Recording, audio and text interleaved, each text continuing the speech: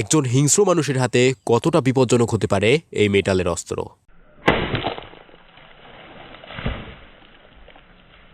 আজ আমি এই অস্ত্রের কিছু টেস্ট নেব। প্রথম টেস্ট সাবজেক্ট হিসাবে বেছে নিলাম কলার গাছের একটি অংশ। দেন আমি আক্রমণ করলাম।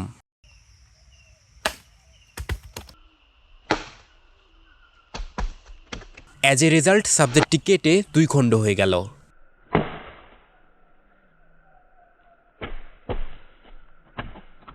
এখন মনে করো তোমার শত্রুর হাতে এই অস্ত্র আছে আর সে তোমার ওপর ভীষণ রেগে আছে।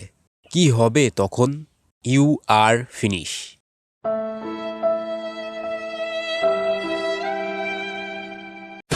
সেকেন্ড টাইম আমি এই অস্ত্রের সাথে আগুন জ্বালিয়ে আক্রমণ করতে চাইলাম, কারণ আমি মনে করি আগুনের সাথে অস্ত্র আরও বেশি পাওয়ারফুল হয়ে যায় এবং আরও বেশি ড্যামেজ দেয়। এর জন্য আমি কিছুটা ইঞ্জিন অয়েল এই অস্ত্রের উপরে লাগিয়ে নিলাম, কারণ এর আগের এক্সপেরিমেন্ট থেকে আমি জানতে পেরেছিলাম শুধু পেট্রোল দিয়ে মেটালের অস্ত্রে আগুন জ্বলে না। সো আগে ইঞ্জিন অয়েল দিয়ে নিলাম, তারপর পেট্রোল। দেন আগুন জ্বালানোর চেষ্টা করতেই এরকম হলো।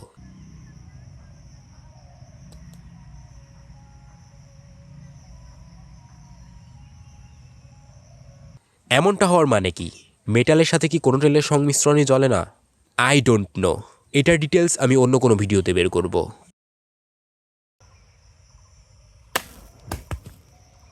এবার আমাদের সেকেন্ড টেস্ট সাবজেক্ট একটি বোতল, পানি ভরা বোতল। কলার গাছের তুলনায় একটি পানি ভরা বোতল বেশি হার্ড। সো চলো দেখা যাক একটি মেটালের অস্ত্র পানির বোতলকে কতটুকু ড্যামেজ করতে পারে। আমি অস্ত্র নিয়ে রেডি, তারপর আক্রমণ করলাম।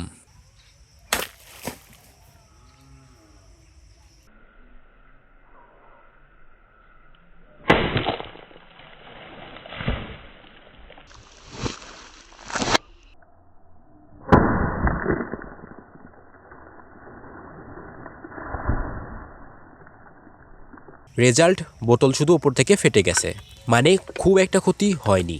আমি মনে করলাম কলার গাছের মতো কেটে এই বোতলও 2 খণ্ড হয়ে যাবে। যাই হোক, আমি আরও একবার চেষ্টা করব। তো ready for second time attack.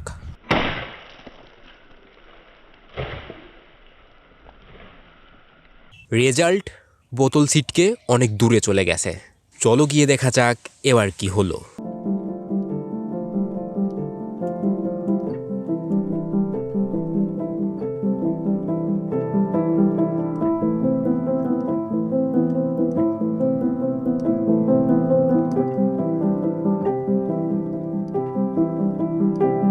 এবারও কিচ্ছু হয়নি, শুধু বোতল ফেটে পানি বের হচ্ছে।